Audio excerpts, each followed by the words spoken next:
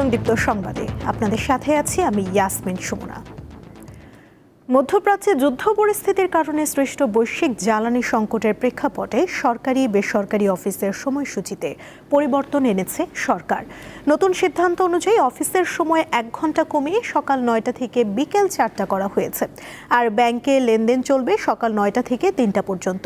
এছাড়া দেশের সব দোকানপাট ও শপিং মল সন্ধ্যা 6টার মধ্যে বন্ধ হবে। এসব সিদ্ধান্ত আজ শুক্রবার থেকে কার্যকর হয়েছে। গতরাতে মন্ত্রিসভার বৈঠকে এসব সিদ্ধান্ত নেওয়া হয়। রাত 9:15টায় জাতীয় সংসদ সচিবালয়ের মন্ত্রিপরিষদ কক্ষে প্রধানমন্ত্রী তারেক রহমানের সভাপতিত্বে মন্ত্রিসভার বৈঠক শুরু হয়। রাত 12টার দিকে ব্রিফিংয়ে বৈঠকের সিদ্ধান্ত জানান মন্ত্রিপরিষদ সচিব নাসিমুল গনি। বাণিজ্যিক অফিসগুলো আমরা কমিয়ে নিয়ে আসতেছি 1 ঘন্টা করে, 9টার থেকে 4টা পর্যন্ত অফিস চলবে। সকল অফিস, এটা সরকারি বেসরকারি সকল অফিস 9টার থেকে 4টা চলবে। আর ব্যাংকিংগুলো চলবে আওয়ার্স 9টার থেকে 3টা পর্যন্ত, 4টায় ব্যাংক বন্ধ হয়ে যাবে। শিক্ষার বিষয়ে শিক্ষা মন্ত্রণালয়ে যে বিভিন্ন জায়গায় যে চাহিদা আছে বিভিন্ন পর্যায়ে, সেটা বিবেচনা করে নিয়ে রোববার থেকেই কিছু আলাদা নির্দেশনা দেওয়া শুরু করবে না। রাজধানী সহ দেশের অন্যান্য ফিলিং স্টেশনে গত কয়েকদিনের মতো আজও গ্রাহকদের দীর্ঘ লাইন দেখা গেছে। তেল সরবরাহ না থাকায় অনেক ফিলিং স্টেশন বন্ধ রয়েছে। জ্বালানি সংকটের প্রভাব পড়েছে জেলে ও কৃষকদের মাঝেও। তাই কিছু এলাকায় বন্ধ আছে মাছ ধরা ও ফসলি জমিতে সেচ দেওয়া। রাজশাহীতে অধিকাংশ ফিলিং স্টেশন বন্ধ। যেগুলো খোলা আছে সেখানে মধ্যরাত থেকে অপেক্ষা করছেন যানবাহন চালকেরা। 7 থেকে 8 ঘন্টা অপেক্ষা করে মোটরসাইকেলগুলোতে সর্বোচ্চ 500 টাকার ও বড় গাড়িতে সর্বোচ্চ 2000 টাকার জ্বালানি তেল মিলছে। Gaibandha police line Hasna filling স্টেশনে দেখা গেছে 3 কিলোমিটার লম্বা যানবাহনের সারি। একই অবস্থা পটুয়াখালীতেও। অধিকাংশ পাম্প বন্ধ। চালু থাকা পাম্পে মধ্যরাত থেকে অপেক্ষা করছেন যানবাহন চালকেরা। নওগাঁয় জমিতে সেচ দিতে না পেরে হতাশ হয়ে পড়েছেন কৃষকরা।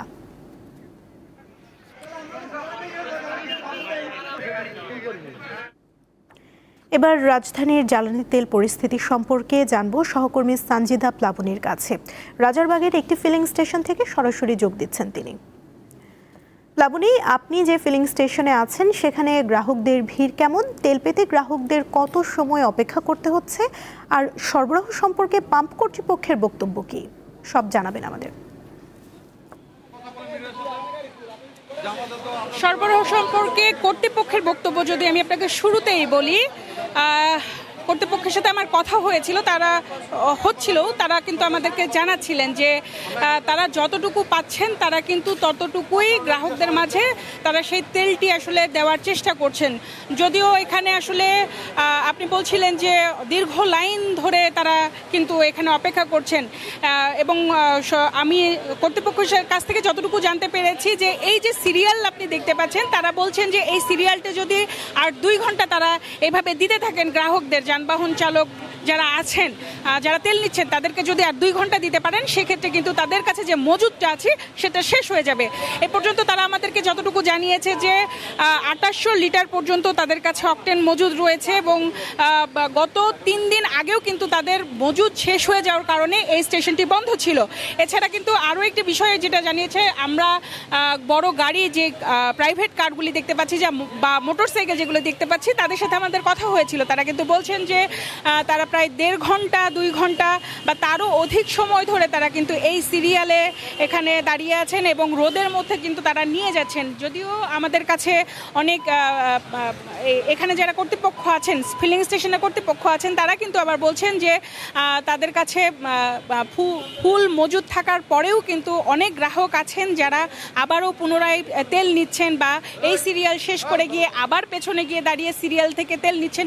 অধিক তেল আসলে তাদের কাছে সংরক্ষণের ফলেও কিন্তু একটা ঘাটতি দেখা দিচ্ছেন বলে তারা মনে করছেন।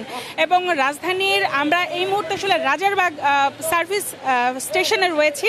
আশেপাশে আমরা কিন্তু সকাল থেকে অনেকগুলি স্টেশনে ঘুরেছি, যেখানে আমরা দেখতে পেয়েছি মোটামুটি সবগুলো স্টেশনই বন্ধ রয়েছে। এবং এখন পর্যন্ত আমি রাজধানীর এই রাজারবাগ যে স্টেশনটি রয়েছে, এই যে স্টেশনে দাঁড়িয়ে আছি, যেখানে দেয়া হচ্ছে অকটেন বা জ্বালানির তেল, এটি ছাড়া কিন্তু আশেপাশে সবগুলি স্টেশনই বন্ধ রয়েছে। এবং এই যে সংকট তৈরি হয়েছে। গ্রাহকদের সাথে আমাদের কথা হয়েছিল, আমরা কথা বলেছি, তারা বলছেন যে এই যে সংকট, এই সংকটটি দ্রুত উত্তরণ করতে না পারলে আরও কিন্তু অবস্থা তাদের খারাপ হয়ে যাবে এবং তখন কিন্তু আসলে তারা আরও সংকটের মুখে পড়বে এবং দ্রুত এই অবস্থা, এই সংকট থেকে তাদেরকে উত্তরণের জন্য কার্যকরী পদক্ষেপ নেওয়ার সংশ্লিষ্ট কর্তৃপক্ষের প্রতি দাবি জানিয়েছেন। Sumona, filling station, Rajarbag filling station থেকে এই ছিল আমার কাছে সর্বশেষ পরিস্থিতি। প্লাবনী, ধন্যবাদ আপনাকে। দেশের একাধিক স্থান থেকে জ্বালানি তেল জব্দ করেছে আইন শৃঙ্খলা বাহিনী ও স্থানীয় প্রশাসন। একাধিক অভিযান পরিচালনাকালে এসব জ্বালানি তেল জব্দ করা হয়। চট্টগ্রাম বন্দর এলাকার সদরঘাটে ট্যাঙ্কার জাহাজ থেকে অবৈধভাবে মজুতকৃত 37,000 লিটার ডিজেল জব্দ করেছে কোস্টগার্ড ও নৌবাহিনী। বৃহস্পতিবার রাত 9:30টার দিকে এই যৌথ অভিযান পরিচালিত হয়। ভোলায় বৃহস্পতিবার বিকেলে কোস্টগার্ড ও ভ্রাম্যমাণ আদালতের পৃথক দুটি অভিযানে মোট 3,200 লিটার জ্বালানি তেল জব্দ করা হয়েছে। এ সময় দুজনকে আটক ও 1,10,000 টাকা জরিমানা সহ একটি প্রতিষ্ঠান সিলগালা করা হয়। মেহেরপুরের গাংনীতে রাত 2:30টার দিকে অবৈধভাবে তেল নামানোর সময় তেলের লরি বোঝাই প্রায় 4,500 লিটার ডিজেল জব্দ করে থানা হেফাজতে নিয়েছে পুলিশ। গ্যাসের দাম বৃদ্ধি করায় নওগাঁয় নাকাল সাধারণ মানুষ। নিত্যপণ্যের দাম বৃদ্ধির আশঙ্কা করছে ভোক্তারা। ভোক্তা পর্যায়ে এলপিজির দাম প্রতি কেজিতে বৃদ্ধি করা হয়েছে 32 টাকা 30 পয়সা। এতে বাজারে সবচেয়ে বেশি ব্যবহৃত 12 কেজি এলপিজি সিলিন্ডারের দাম 387 টাকা বেড়ে হয়েছে 1,728 টাকা। গত বৃহস্পতিবার নতুন দাম ঘোষণা করেছে বাংলাদেশ এনার্জি রেগুলেটরি কমিশন। হঠাৎ করে গ্যাসের দাম বৃদ্ধি করায় চরম বেকায়দায় পড়েছে সাধারণ ভোক্তারা। সকল কিছুর দাম নতুন করে বৃদ্ধি হওয়ার আশঙ্কা করছেন তারা। ভোক্তা পর্যায়ে আবারও বাড়ল এলপিজির দাম। এপ্রিল মাসের জন্য 12 কেজি সিলিন্ডারের দাম 387 টাকা বাড়িয়ে 1,728 টাকা নির্ধারণ করেছে বিইআরসি। সাধারণ মানুষের অভিযোগ, সরকার নির্ধারিত দামের চেয়ে অনেক বেশি দামে বিক্রি হচ্ছে এলপিজি সিলিন্ডার। রমজানের ঈদের কেনাকাটার চাপের মাঝেই সাধারণ মানুষের পকেটে বড় ধাক্কা। ফের বাড়ল রান্নার কাজে ব্যবহৃত এলপিজি গ্যাসের দাম। ফেব্রুয়ারিতে শুল্ক কমানোর সুবাদে সামান্য দাম কমলেও এপ্রিলে এসে তা যেন সুদে আসলে বেড়েছে। বৃহস্পতিবার এক ঘোষণায় বাংলাদেশ এনার্জি রেগুলেটরি কমিশন জানায়, আন্তর্জাতিক বাজারে কাঁচামালের দাম বাড়ায় দেশের বাজারে এই সমন্বয়ে। বৃহস্পতিবার সন্ধ্যা 6টা থেকেই নতুন এই দর কার্যকর হয়েছে। তবে এই ঘোষণায় রীতিমতো দিশেহারা মধ্যবিত্ত ও নিম্ন আয়ের মানুষ। আগেই তো আমরা 2500 টাকা করে কিনতাম, 2300 থেকে 2500 থেকে 2600 যাই যেমন রাখতে পারছে।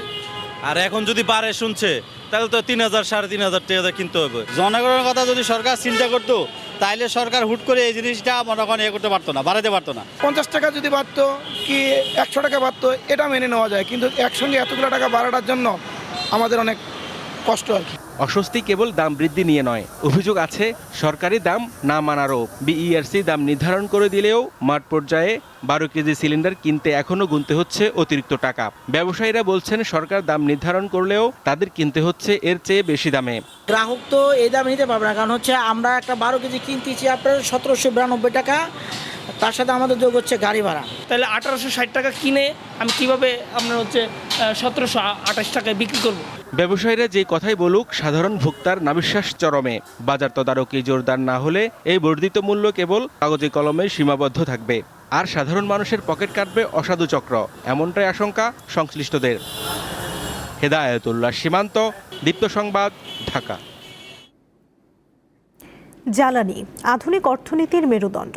সেই জ্বালানি এখন সবচেয়ে বড় অনিশ্চয়তার নাম। বিশেষজ্ঞরা বলছেন বিকল্প উৎস থেকে সংগ্রহের পাশাপাশি জ্বালানি নিরাপত্তা পুনরুদ্ধারে কার্যকর অভিযান ছাড়া এই সংকট কাটানো কঠিন। ইরান যুদ্ধ যত দীর্ঘায়িত হচ্ছে ততই বাড়ছে জ্বালানি তেল নিয়ে অনিশ্চয়তা। এশিয়ার অনেক দেশের মতো এর প্রভাব পড়েছে বাংলাদেশেও। সরকারের নানা উদ্যোগ ও আশ্বাস সত্ত্বেও চাহিদা মতো জ্বালানি তেল মিলছে না। ক্ষোভ বাড়ছে সাধারণ মানুষের মধ্যে। অন্যদিকে অভিযান ও শাস্তির পরও থামছে না অবৈধ মজুদ ও কালোবাজারি। বিশ্ববাজারে অপরিশোধিত তেল ও এলএনজির মূল্য বৃদ্ধিতে দেশের আমদানি ব্যয়ও দ্রুত বাড়ছে। বিশ্লেষকদের হিসাবে বর্তমান পরিস্থিতিতে প্রতি মাসে অতিরিক্ত 760 থেকে 830 মিলিয়ন ডলার ব্যয় হচ্ছে শুধু জ্বালানি আমদানিতে। সামগ্রিক অর্থনীতিতে এর সরাসরি প্রভাব পড়ছে। একদিকে হলো যে জ্বালানির উৎস, সেটা বৈচিত্র্যকরণ, এবং একই সঙ্গে আমাদের কিন্তু এই যে মানে অস্থায়ী ভিত্তিতে কোনো রকমের চিন্তাভাবনা না করে আসলে স্থায়ীভাবে চিন্তা করা, এর পাশাপাশি এটা কৌশলগত আসলে জ্বালানির ভাণ্ডার তৈরি করা, তো সেটা তৈরি করতে পারলে এটা খুবই লাভজনক হবে। আর একটা বিষয়ের কথা আমরা একেবারে চিন্তাই করছি না, যে ইস্টার্ন রিফাইনারি ক্যাপাসিটি সেটা আমাদের বাড়াতে হবে। সরকারকে ঘোষণা দিতে হবে যে জ্বালানি খাত সেবা খাত হবে, বাণিজ্যিক খাত হবে না। সরকার জনগণকে আস্থায় নিতে হবে সরকার, তাছাড়া সম্ভব না।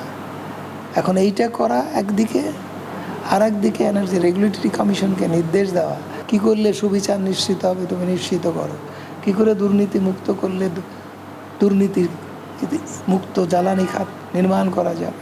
বিশেষজ্ঞরা বলছেন চলমান পরিস্থিতিতে সাশ্রয়ী ব্যবহারের ওপর জোর দিতে হবে। একই সঙ্গে নিজস্ব ব্যবস্থাপনার উন্নয়ন, দক্ষতা বৃদ্ধি ও সমন্বিত পরিকল্পনার মাধ্যমে জ্বালানি নিরাপত্তা পুনরুদ্ধারের অভিযানে নামতে হবে।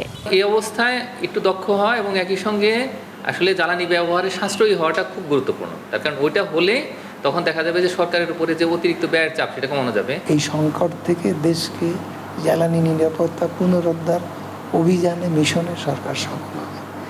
এছাড়া অন্য কোনোভাবে এগুলো চিন্তা করা, বিকল্প চিন্তা করার কোনো উপায় নেই। এই খাতকে দুর্নীতিমুক্ত রাখতে অনিয়মের সঙ্গে জড়িতদের চিহ্নিত করে বিচারের আওতায় আনার তাগিদ দিয়েছেন সংশ্লিষ্টরা। স্বস্তিকা সিংহ, দীপ্ত সংবাদ, ঢাকা। দেশের বিভিন্ন অঞ্চলে হামে আক্রান্ত হয়ে নতুন করে হাসপাতালে ভর্তি হয়েছে একাধিক শিশু। গত 24 ঘন্টায় হামের লক্ষণ নিয়ে 9 শিশুকে ময়মনসিংহ মেডিকেল কলেজ হাসপাতালে ভর্তি করা হয়েছে। চিকিৎসাধীন অবস্থায় মারা গেছে এক শিশু। এ নিয়ে গত 2 সপ্তাহে হামে 6 শিশুর মৃত্যু হলো। বর্তমানে হাসপাতালটিতে মোট 79 জন শিশু চিকিৎসাধীন রয়েছে। ভোলায় হামের উপসর্গ নিয়ে 25 জন শিশু 250 শয্যা জেনারেল হাসপাতাল সহ জেলার বিভিন্ন হাসপাতালে ভর্তি হয়েছে। জেনারেল হাসপাতালে 2টি আইসোলেশন ওয়ার্ড চালু করা হয়েছে। ঢাকা থেকে 30,000 ডোজ হাম রুবেলা টিকা জেলা ভ্যাকসিন স্টোরে এসে পৌঁছেছে বলে জানিয়েছে ভোলা সিভিল সার্জন অফিস।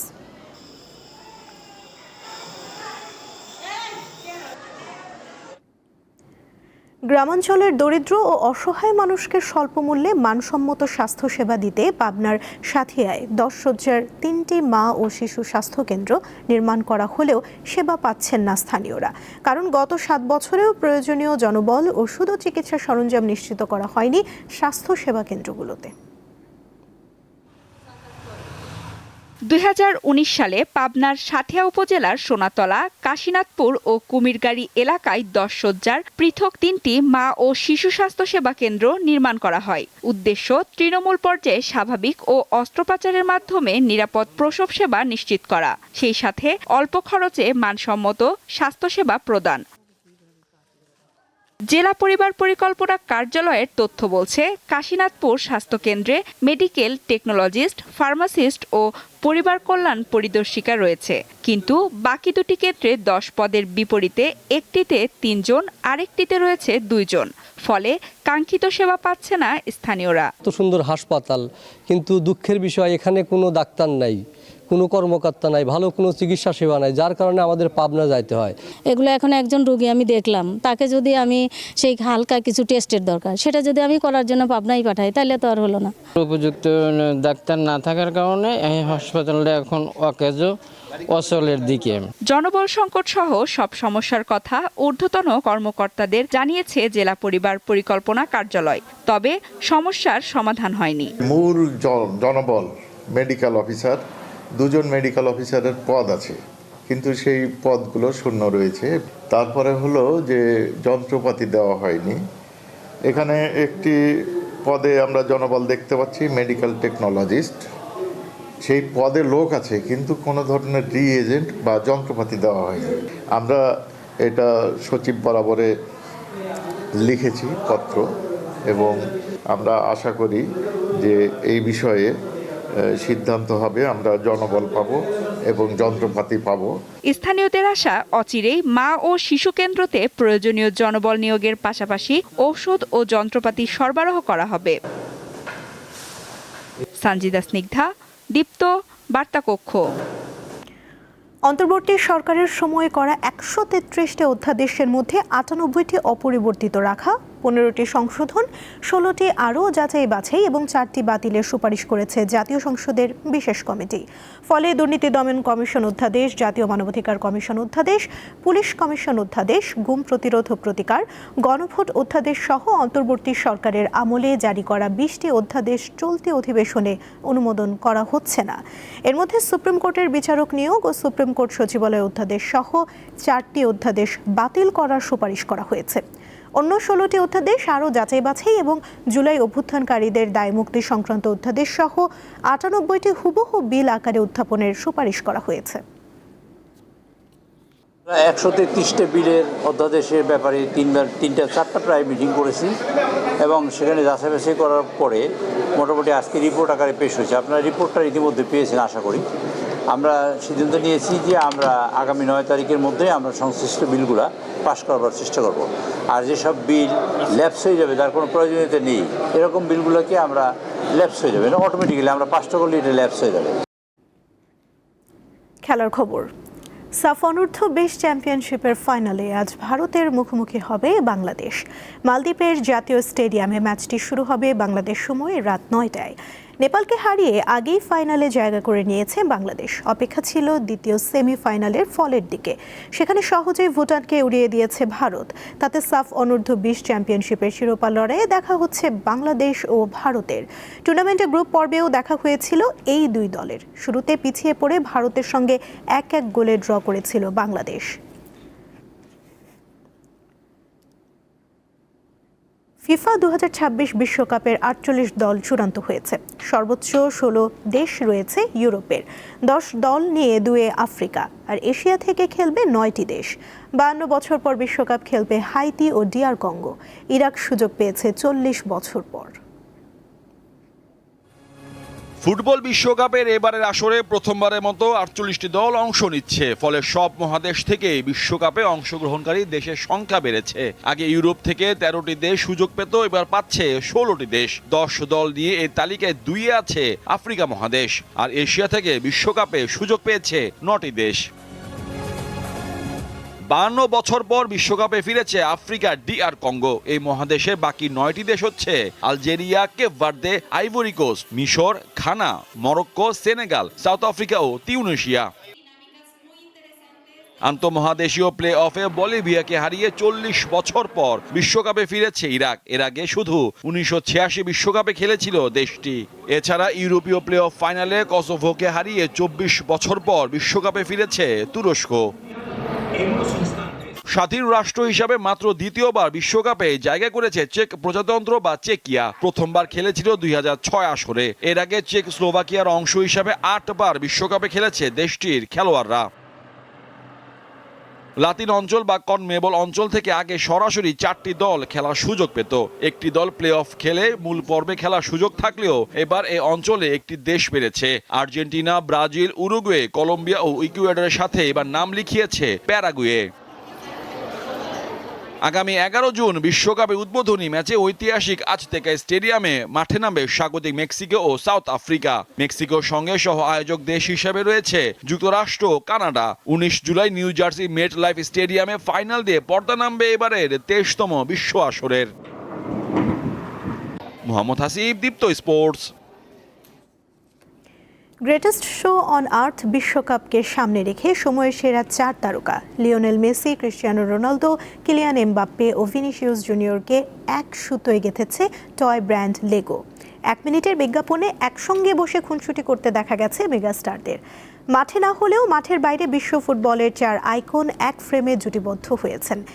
এই অসম্ভবকেই সম্ভব করেছে লেগো। বিশ্বকাপ সামনে রেখে 4 তারকার বিশেষ Lego edition statue set launch করেছে কোম্পানিটি, যেখানে মেসি, রোনালদো, এমবাপ্পে ও ভিনিসিয়াস জুনিয়রের লেগো মিনি ফিগার আত্মপ্রকাশ করেছে। শুধু ফুটবলারদের মিনি ফিগারই নয়, এই এডিশনে বিশ্বকাপ ট্রফি এবং স্টেডিয়ামের সেটও অন্তর্ভুক্ত করা হয়েছে, যা বাজারে আসবে 1 মে।